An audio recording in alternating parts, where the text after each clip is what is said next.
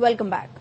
Bulletin میں سب سے پہلے بات، وزیر اعظم شہباز شریف نے شفاف اور پرامن الیکشن کے انعقاد پر گلگت بلتستان کے عوام کو مبارکباد دی۔ وزیر اعظم نے کہا، پیپلز پارٹی گلگت بلتستان الیکشن میں اکثریتی سیاسی جماعت کے طور پر سامنے آئی ہے۔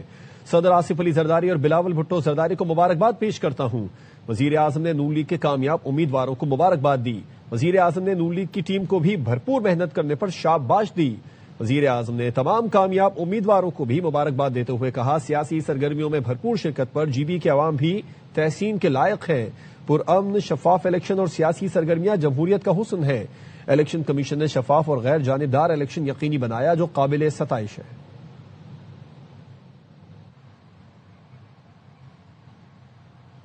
گلگت بلتستان انتخابات میں تیر کا زور چل گیا۔ 24 میں سے 20 حلقوں کے نتائج آ گئے۔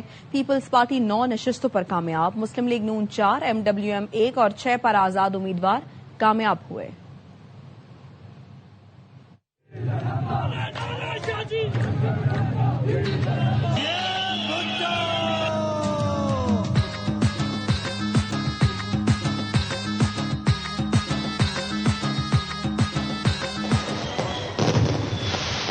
گلگت بلتستان الیکشن میں تیر چل گیا، پیپلز پارٹی نے میدان مان لیا۔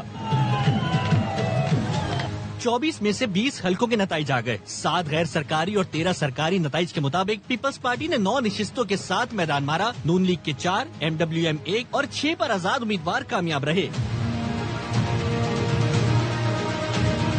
گلگت بلتستان انتخابات کے سرکاری نتائج بھی پیپلز پارٹی کے نام رہے۔ GB1 گلگت 1 سے پیپلز پارٹی کے امجد ایڈوکیٹ 10,594 ووٹ لے کر کامیاب ہوئے۔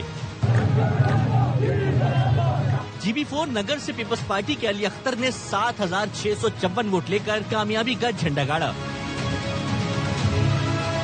GB6 ہندا سے آزاد امیدوار نیک نام کریم 6,390 ووٹ لے کر کامیاب ہوئے۔ GB7 اسکردو 1 سے پیپلز پارٹی کے توقیر مہدی شاہ 4,320 ووٹ لے کر جیت گئے۔ GB8 اسکردو 2 سے کاظم میسم 10,658 ووٹ لے کر کامیاب ہوئے۔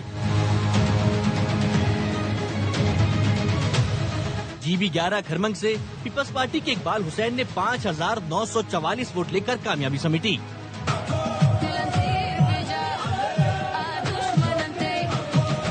GB12 شگر سے پیپلز پارٹی کے عمران ندیم 12,944 ووٹ لے کر کامیاب قرار۔ GB18 دیامت سے 5,521 ووٹ حاصل کر کے نون لیگ کی نشست میں اضافہ کیا۔ GB20 غزر 2 سے نون لیگ کے عبد الجہان 6,917 ووٹ لے کر جیت گئے۔ GB23 گھانچے 2 سے آزاد امیدوار انور علی 12,117 ووٹ لے کر کامیاب رہے۔ گلگت بلتستان میں تیروں کی بارش، بلاول بھٹو کا ٹویٹ، پیپلز پارٹی گلگت بلتستان میں واحد بڑی جماعت بن کر ابھر رہی ہے۔ ہم گلگت بلتستان میں حکومت بنانے کی کوشش کریں گے۔ میں عوام کے اعتماد پر ان کا شکر گزار ہوں۔ جیالوں کو جیت پر مبارکباد پیش کرتا ہوں۔ گلگت بلتستان کے عوام نے فیصلہ سنا دیا، پروپیگنڈا کرنے والوں کو شکست اور تیر کی جیت ہوئی۔ سکھر کے میئر ارسلان شیخ کا کہنا ہے، پیپلز پارٹی گلگت میں بلتستان میں حکومت بنائے گی، اشتہارات نہیں، عوام کی خدمت پر یقین رکھتے ہیں۔ پروپیگنڈا کرنے والوں کی آج شکست، تیر کی جیت ہوئی۔ الحمدللہ گلگت بلتستان کے عوام نے اپنا فیصلہ سنا دیا اور پاکستان پارٹی عوامی مینڈیٹ کے تحت جلد گلگت بلتستان میں حکومت قائم کرے گی۔ پاکستان پیپلز پارٹی خاموشی سے، چاہے صوبہ سندھ ہو یا پورا پاکستان ہو، عوام کی خدمت کا سفر ہمیشہ جاری رکھتی ہے، اور اس کا منہ بولتا رزلٹ آج گلگت بلتستان کا یہ الیکشن کا رزلٹ ہے۔ یہ اشتہارات پہ نہیں، ہم ترقی پہ، ہم عوام کی خدمت پہ پیپلز پارٹی یقین رکھتی ہے۔ کسی بھی قسم کی حکومتی مشینری یا انجینئرنگ کی گئی تو عوامی رد عمل عوام روڈ پہ ہوگی۔ عوامی مینڈیٹ میں مداخلت ناقابل قبول ہے، وزیر اعلیٰ کے پی سہیل آفریدی کا گلگت بلتستان انتخابات پر رد عمل۔ سہیل آفریدی نے کہا کہ نتائج تبدیل کرنے سے نظریات تبدیل نہیں ہوتے، گلگت بلتستان میں عوامی رائے کے احترام کو یقینی بنایا جائے، طاقت کے استعمال سے عوامی فیصلے نہیں بدلے جا سکتے۔ بانی اور پی ٹی آئی کو سیاسی طور پر ختم کرنے کی کوششیں ناکام رہیں۔ گلگت بلتستان کے عوام نے اپنے ووٹ کے ذریعے موقف واضح کر دیا۔ جمہوری عمل کی شفافیت پر سوالات تشویشناک ہیں۔ عوامی مینڈیٹ کا احترام ہی سیاسی استحکام کی ضمانت ہے۔ ریاستی اداروں کو عوامی اعتماد کی بحالی کے لیے کردار ادا کرنا ہوگا۔ فیصلہ ساز کی ملکی استحکام اور عوامی توقعات کو مد نظر رکھیں۔ پاکستان کو سیاسی کشیدگی کی نہیں بلکہ قومی یکجہتی کی ضرورت ہے۔ عوام کے فیصلوں کا احترام ہی جمہوریت کا بنیادی اصول ہے۔ گلگت بلتستان انتخابات سے متعلق تحفظات دور کیے جائیں۔ وزیر اعظم کی زیر صدارت قومی اقتصادی کونسل کا آج ہونے والا اجلاس کل تک مؤخر کر دیا گیا۔ ذرائع کا کہنا ہے حکومت اور پیپلز پارٹی میں معاملات طے نہ ہونے پر اجلاس نہ ہو سکا، جبکہ پیپلز پارٹی اور نون لیگ کی مرکزی قیادت میں فیصلہ کن مذاکرات آج ہوں گے۔ ذرائع کے مطابق نون لیگ اور پیپلز پارٹی کی تکنیکی کمیٹی آج پھر سر جوڑ کر بیٹھے گی۔ اسحاق ڈار وزیر اعظم شہباز شریف کو بلاول بھٹو سے ملاقات پر اعتماد میں لیں گے۔ شام کو وزیر اعظم کی صدر آصف زرداری سے ملاقات کا امکان ہے۔ اس موقع پر بلاول بھٹو اور نون لیگ کے متعلقہ وزراء بھی موجود ہوں گے۔ وفاق کی جانب سے وسائل اور مسائل پر تفصیلی بریفنگ دی جائے گی۔ پیپلز پارٹی کے تحفظات کا جائزہ لے کر قابل قبول حل تلاش کیا جائے گا۔ وفاق نے صوبوں سے 1700 ارب روپے اضافی مانگے ہیں، جس پر سندھ تیار نہیں ہے۔ سبسڈی کے مکمل خاتمے، ٹیکسوں کی شرح بڑھانے اور BISP صوبوں کے حوالے کرنے پر بھی پیپلز پارٹی کو تحفظات ہیں۔ پیپلز پارٹی نے حکومت سے بجٹ میں سرکاری ملازمین کی تنخواہ اور پینشن میں 50% اضافے کا مطالبہ کیا۔ ذرائع کا کہنا ہے پیپلز پارٹی نے کم از کم اجرت 60,000 روپے کرنے کی تجویز دی ہے۔ حکومت تنخواہ اور پینشن سے متعلق پیپلز پارٹی کے مطالبات ماننے سے انکاری ہے۔ ذرائع کا کہنا ہے پیپلز پارٹی ٹیکسز اور لیوی بڑھانے کی مخالفت کر رہی ہے۔ پی کا موقف ہے کہ حکومت پہلے ہی زیادہ ٹیکسز اور لیوی وصول کر رہی ہے۔ حکومت نئے ٹیکسز کے بجائے آمدن بڑھانے کے نئے راستے تلاش کرے۔ سوشل میڈیا پر دکھاوا کرنے والے نان فائلرز کے خلاف بڑے پیمانے پر کارروائی کا فیصلہ۔ 1 اکتوبر سے دولت کی نمائش کرنے والے نان فائلرز کے خلاف ایکشن ہوگا۔ مہنگی گاڑیوں، بائکس، کشتیوں، بنگلوں اور فارم ہاؤسز کی نمائش کرنے والے نان فائلرز زد میں آئیں گے۔ مہنگے کپڑوں، قیمتی جیولری، گھڑیوں اور مہنگے ہوٹلز میں کھانوں کی نمائش پر بھی نظر رکھی جائے گی۔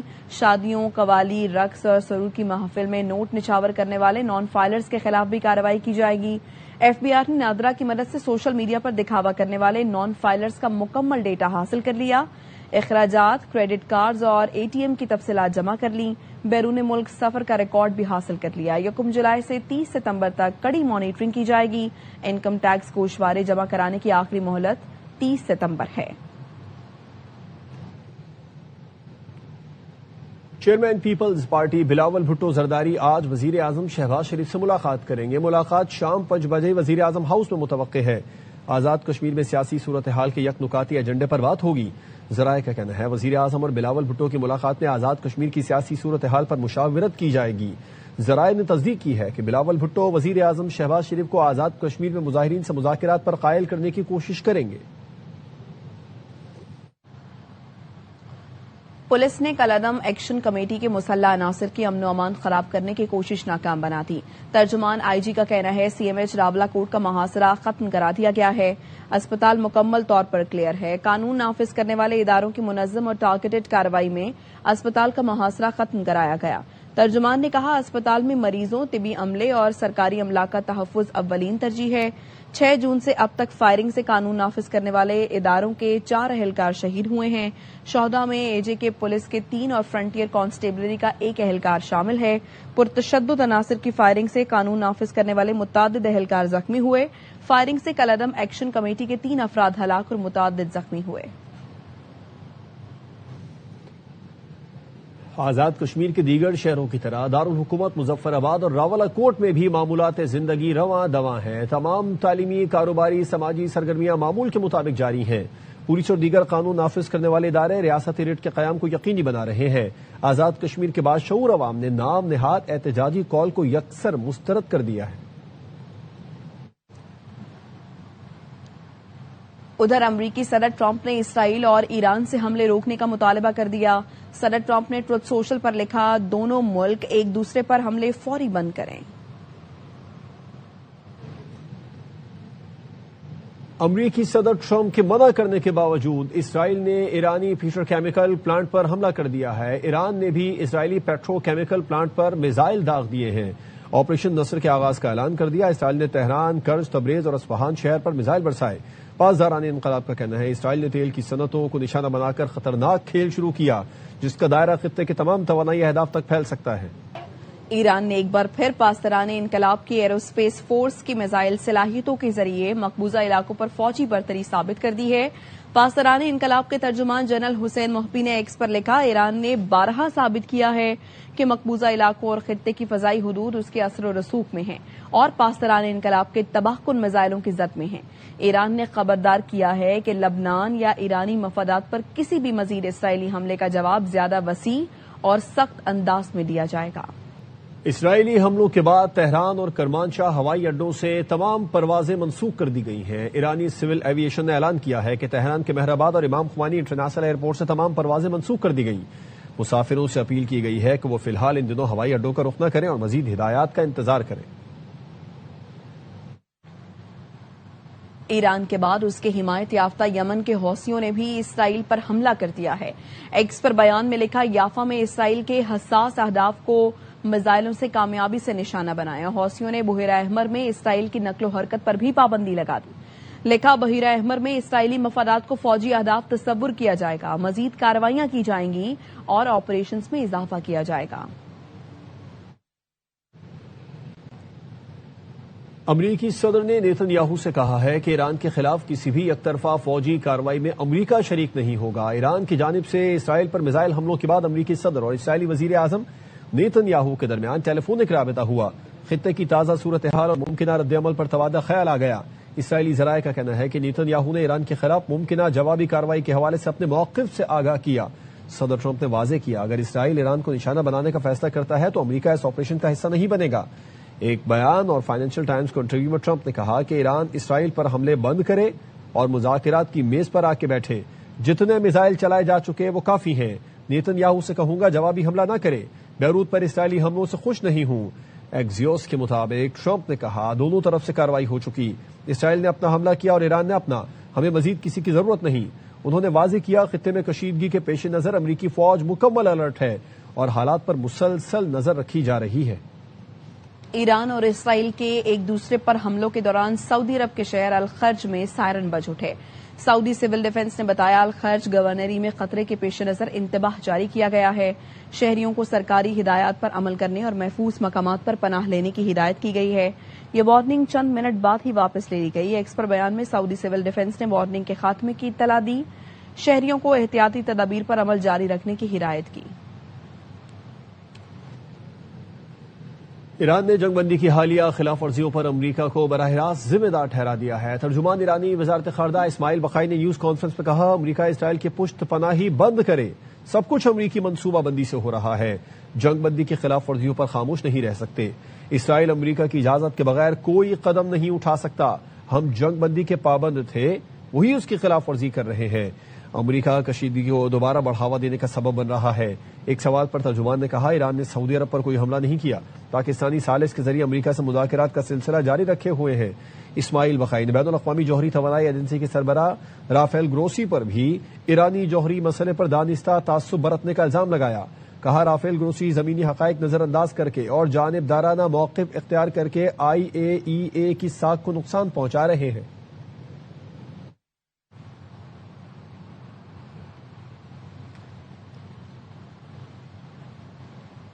فیلڈ مارشل عاصم منیر سے ایرانی وزیر خارجہ عباس عراقچی نے رابطہ کیا ہے۔ ایرانی میڈیا کے مطابق فیلڈ مارشل سے ایرانی وزیر خارجہ کی تازہ صورتحال پر گفتگو ہوئی۔ رائٹرز نے بتایا، ایرانی وزیر خارجہ عباس عراقچی نے ترک ہم منصب سے رابطہ کیا۔ ایرانی وزیر خارجہ نے برطانوی وزیر خارجہ سے بھی فون پر گفتگو کی۔ قطری وزیر اعظم اور ایرانی وزیر خارجہ کے درمیان ٹیلی فونک رابطہ ہوا ہے۔ الجزیرہ کے مطابق شیخ محمد بن عبد الرحمان بن جاسم الثانی اور عباس عراقچی نے لبنان کی صورتحال اور خطے میں بڑھتی کشیدگی پر بات کی۔ قطری وزیر اعظم نے کشیدگی کم کرنے پر زور دیا، کہا خطے میں قیام امن کے لیے معاہدہ ضروری ہے۔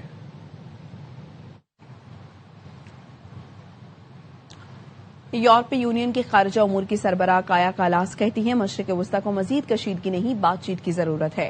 انہوں نے ایران اور اسرائیل سے تحمل کا مظاہرہ کرنے کی اپیل کی اور کہا جنگ بندی برقرار رکھنا ضروری ہے. فریقین مزید کشیدگی سے گریز کریں. رات سے صورتحال دوبارہ بگڑ گئی ہے. خطے کو مزید کشیدگی نہیں چاہیے. فریقین کو مذاکرات کی میز پر بیٹھنے کی ضرورت ہے. امید ہے اسرائیل ایران جنگ بندی کو برقرار رکھیں گے. ترجمان چینی وزارت خارجہ نے مشرق وسطی کی صورتحال پر گہری تشویش کا اظہار کیا ہے. ترجمان چینی وزارت خارجہ کا کہنا ہے کہ کشیدگی کا دوبارہ آغاز کسی بھی فریق کے مفاد میں نہیں ہے. امید ہے کہ فریقین مذاکراتی عمل کو جاری رکھیں گے. سیاسی اور سفارتی راستہ اختیار کرتے ہوئے کشیدگی کے خاتمے اور پائیدار جنگ بندی کے قیام کی کوششیں تیز کریں گے تاکہ مشرق وسطی اور خلیجی خطے میں پائیدار امن کے قیام کی راہ ہموار ہو سکے.